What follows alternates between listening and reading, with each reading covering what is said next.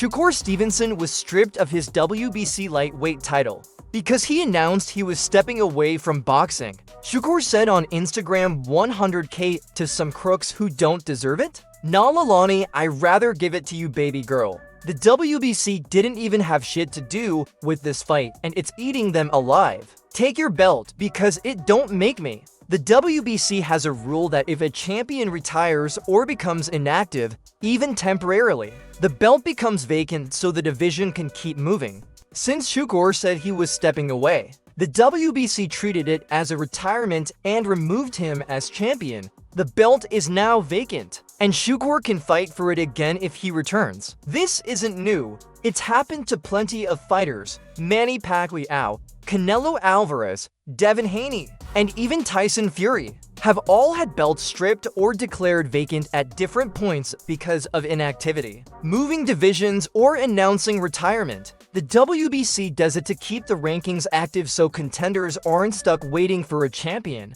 who isn't fighting. Whether it's right depends on who you ask. Some fans think it's fair because the sport needs movement, and mandatory challengers deserve their shot. Others think it's too strict, especially when a fighter steps away for personal reasons or only plans a short break. But the WBC's stance has always been the same. If you reign not defending the belt, they'll free it up for the next person in line. Every time a fighter steps into the ring for a WBC title, there's a price attached to the moment. A quiet, invisible tax. A cut taken before a punch is even thrown. They call it a sanctioning fee. Fighters call it something else entirely. 3% of the purse. Sometimes more. Money paid not for training, not for safety, not for the fighter's future, but to keep the machine alive. To keep the lights on in an empire built on belts, rankings, and politics. Where does it go? It fuels the WBC's entire operation,